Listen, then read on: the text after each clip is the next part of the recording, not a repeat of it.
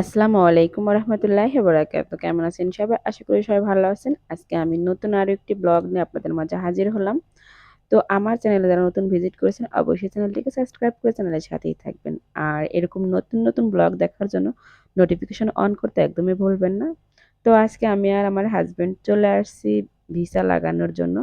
এখানে family visa করার জন্য আসছি।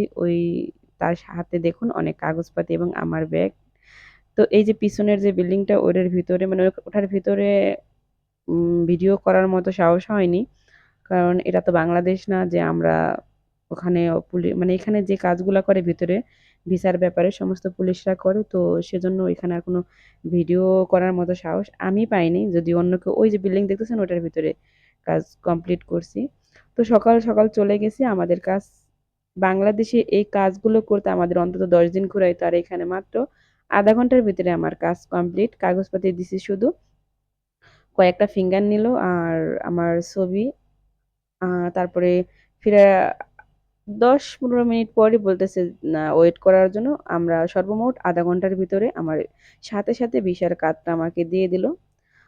তো আর আমাদের দেশে হলে বলতো কাল আসবেন পরশুদিন আসবেন, তো এটা বলে লাভ নাই যে এখানকার যে নিয়ম। তো তারপর কাজ শেষে আমরা ফিরছি। তো আমার হাজবেন্ড বলতেছে দেখো আমরা এই পাথরের ভিতর থেকে কত পরিশ্রম করে কাজ করি এত রোদের ভিতরে।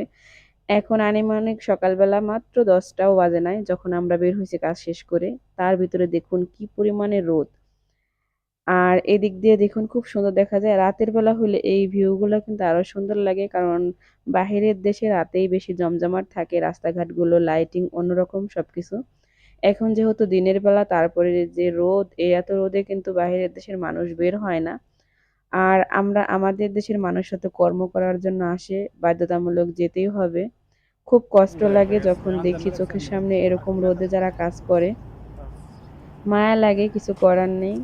প্রবাসীরা যে কি পরিমাণ কষ্ট করে এত নিজের চোখে রোদে না দেখলে বুঝতে পারতাম না। মানুষগুলো জায়গা ফাইটে। তো যাই হোক আমার তো অনেক খারাপ ওই লাগে। যে মলের আর ভিতরে মানুষ তো ঢুকে আমি তো ঢুকে। এই দেখুন কি রোদ, আমরা ও রাস্তা কিন্তু ওই দিক দিয়ে ওদিক দিয়ে যেতে পারিনি। আমরা একটা মার্কেটের সামনে এদিক দিয়ে একটু মানে রোদ নাই। আমি হ্যাঁ, আমার হাজবেন্ড বলছে এদিক দিয়ে চলো, মানে আমার মাথা ঘুরে গেছে এতটুকু রোদ্রে হেঁটেই। আজকে আর গরম আর ওরা লাগছে। কিভাবে কাজ করে।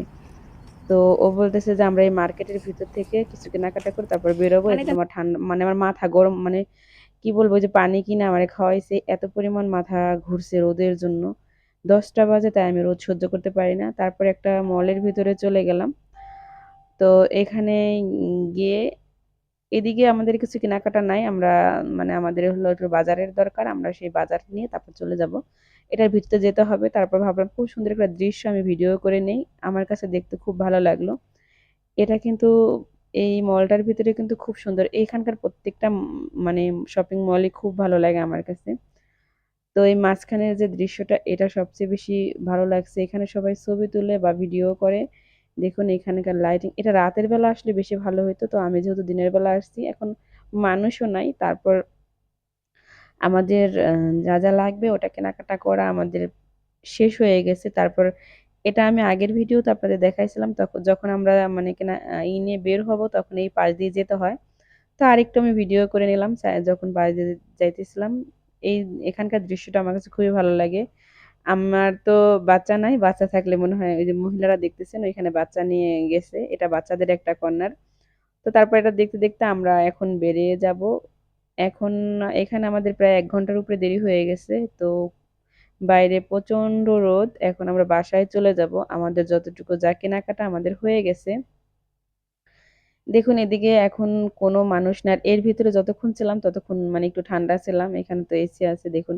এখনই এদিকে লাইটিংটা খুব সুন্দর লাগতেছে। আর রাতের বেলা তো মনে করেন আরো জমজমাট দেখা যায়। তো কেনাকাটা শেষ করে আমরা এখন বের হচ্ছি আমাদের গন্তব্যে। তো আবারও সেই রোদ। তো এখন আর বেশিক্ষণ থাকবো না, আমরা বের হলেই গাড়িতে উঠবো। তো দেখুন আমার হাজবেন্ড আগে আগে যাচ্ছে, আমি পিছনে পিছনে একটু ভিডিও করে যাইতেছি দুই পাশের দৃশ্য। আর এই দেখুন বাইরে কি পরিমাণ রোদ।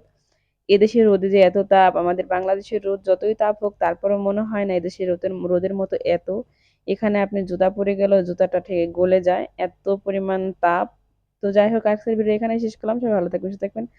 কথা হবে অন্য কোনো ভিডিওতে। আসসালামু আলাইকুম রহমতুল্লাহ বারাকাতুহু। আল্লাহ হাফিজ বন্ধুরা।